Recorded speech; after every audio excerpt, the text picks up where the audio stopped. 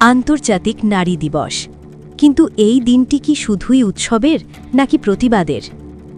আজ শিল্প শহর দুর্গাপুরের রাজপথ যা দেখল তাকে শুধু মিছিল বললে ভুল হবে। এ ছিল এক আগ্নেয়গিরির বিস্ফোরণ। বিকেল ঠিক 4টে সিটি সেন্টারের বিমল দাশগুপ্ত ভবনের সামনে তখন তিল ধারণের জায়গা নেই। একদিকে শ্বেত পতাকা, শান্তির প্রতীক, অন্যদিকে রক্ত পতাকা, বিপ্লবের অঙ্গীকার। এই দুই পতাকাকে সাক্ষী রেখেই শুরু হলো আন্তর্জাতিক নারী দিবসের ঐতিহাসিক কর্মসূচি। মিছিলের অগ্রভাগে ছিলেন রাজ্য কমিটির সদস্যা শেলী মণ্ডল, সাথে ছিলেন জেলা নেত্রী শান্তি মজুমদার এবং শিউলি চক্রবর্তী। কিন্তু কেন এই প্রতিবাদ? শেলী মণ্ডলের গলায় ঝরে পড়ল ক্ষোভ। তাদের দাবি পরিষ্কার, আরজি করের শেলী নির্যাতিতা মেয়ের বিচার চাই। শুধু তাই নয়, বেড়ে চলা নারীদের হেনস্থার বিরুদ্ধেও আজ সোচ্চার হল।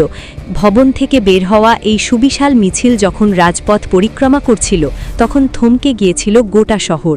সাধারণ গৃহবধূ থেকে শুরু করে শ্রমজীবী নারী, সবার একটাই প্রশ্ন, আর কতকাল আমাদের এইভাবে বিচারের দাবিতে রাস্তায় নামতে হবে?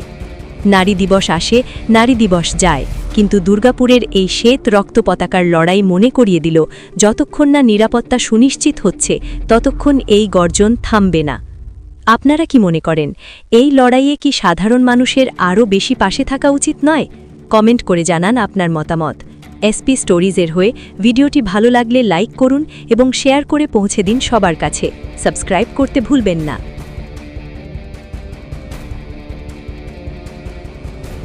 আজকে 8ই মার্চ কি প্রোগ্রাম করলেন?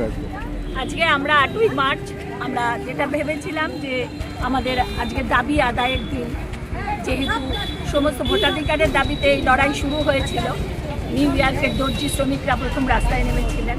তা সেই দাবিকে আমরা মর্যাদার সাথে প্রত্যেক বছর পালন করি, তাদের এই লড়াইকে সম্মান জানাতে।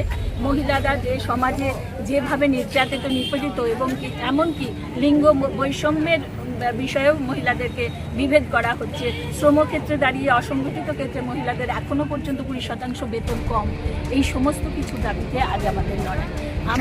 সামনে নির্বাচন, সেই ক্ষেত্রে আপনাদের কি দাবি এর মধ্যে যুক্ত করলেন?